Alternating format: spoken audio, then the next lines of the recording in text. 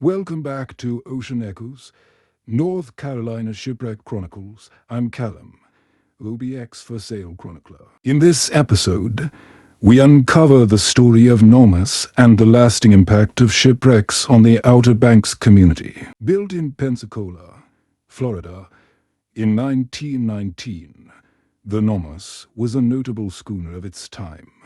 This 460 gross ton vessel featured 3 masts and the auxiliary power of twin, 4-cylinder Fairbanks Morse oil engines. The Nomis was born in an era when the age of sail was coming to a close, yet U.S. shipyards continued to produce motor schooners like this one. These vessels, which combined sail and engine power, were versatile workhorses, transporting lumber, coal, fertilizer, and other bulk freight primarily along the east coast of the United States. The Nomis had a unique connection to its master and owner, Charles C. Clausen. At 73 years old, Clausen was not only an experienced mariner, but also a dedicated family man. He often sailed with his son, creating a strong familial bond on the seas.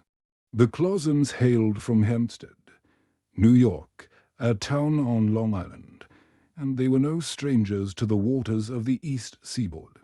Their journeys occasionally took them beyond domestic shores, possibly even to Mexican and Central American ports. Before her final wreck, the Nomis and her captain had endured a series of harrowing incidents.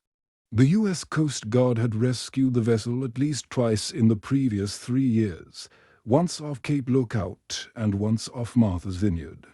The first incident occurred in 1930 during a severe gale on a journey from Philadelphia to Charleston, South Carolina. The storm caused significant damage, including the loss of the bowsprit and foretopmast, and left the Nomis waterlogged and disabled, as recalled by Seaman Edward Brownlee.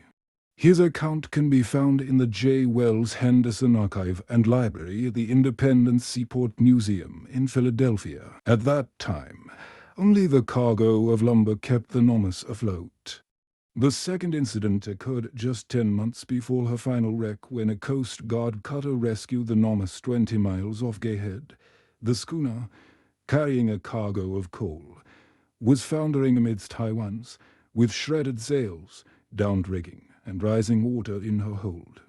By the time the Coast Guard towed the Nomis into New Bedford, she had taken on 5 feet of water. Shortly after midnight on Saturday, August 17, 1935, the 3-masted schooner Nomis of New York met its fate on the outer reef of Ocracoke Beach, near 6 Mile Hammock, during a fierce southeast storm. Under the command of Captains Bernice Balance of Hatteras Inlet Station and Elisha Tillett of Ocracoke Station, Coast Guardsmen rushed equipment down the beach to execute a daring rescue. By 7 o'clock Saturday morning, the crew, including Capt.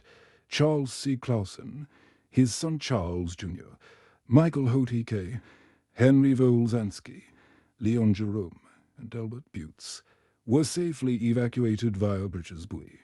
This rescue marked the end of an era, as the Nomis became the last schooner to wreck on Ocracoke. The Nomis was bound from Georgetown, South Carolina, to New York with a cargo of 338,000 feet of lumber.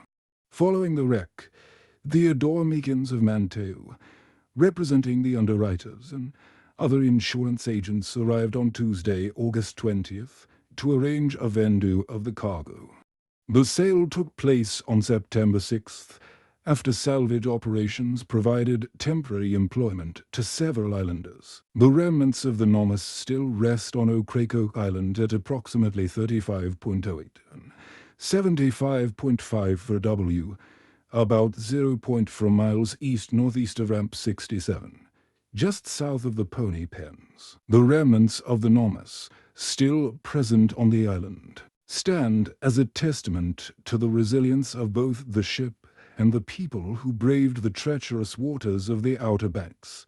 The legacy of the Nomis is not just a story of a shipwreck, but a chapter in the rich maritime history of the region, reminding us of the courage and determination that define the seafaring life. Thank you for joining me on this journey through the history of shipwrecks. We hope you found this episode both fascinating and moving. Join us again next Saturday as we continue to uncover more stories of sunken ships and maritime mysteries. Don't forget to like, comment, and subscribe to stay updated on our latest episodes. Until next time, stay curious and keep exploring the depths of history.